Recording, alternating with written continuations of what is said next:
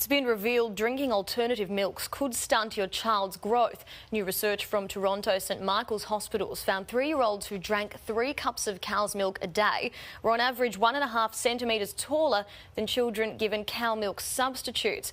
So, should you steer away from giving your child almond or soy milk? For more, let's bring in our resident doctor, Tamara Hunter.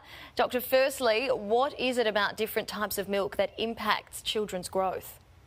So over my, 25 years in healthcare, I've seen this incredible move towards the non-dairy alternatives. And there's so much choice on the shelves now. Everything from coconut milk to almond milk, soy milk, oat milk, everything is available.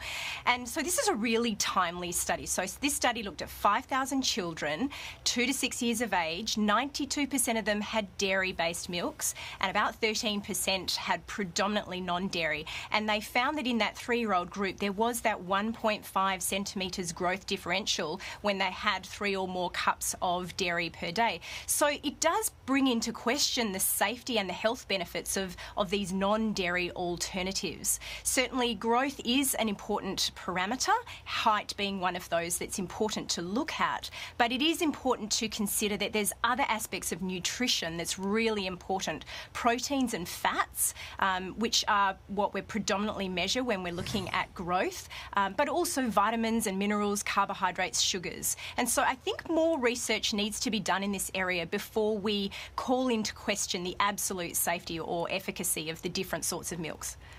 So you mentioned that in kids, height is an important parameter to look at, but how indicative is it of overall health? Great question. Weight is also really important, and those things make up growth. And we do know that there is lots of evidence around growth being an important parameter to look at it when looking at a child's health. But overall, it's more powerful if you consider that in the context of development, developmental milestones, even psychological health, to really get an overall picture of a holistic child's health.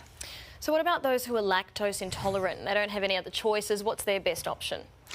I think it's really key to sit down with a healthcare professional if you've got lactose intolerance or allergies, because there are so many different alternatives, and it's also important to consider that in the various elements of nutrition, because dairy is a complete meal. It contains all of our proteins, our fats, our carbohydrates, lots of vitamins and important minerals like calcium and zinc and magnesium. So it's important that whatever alternative is brought into play, that those nutrients are considered.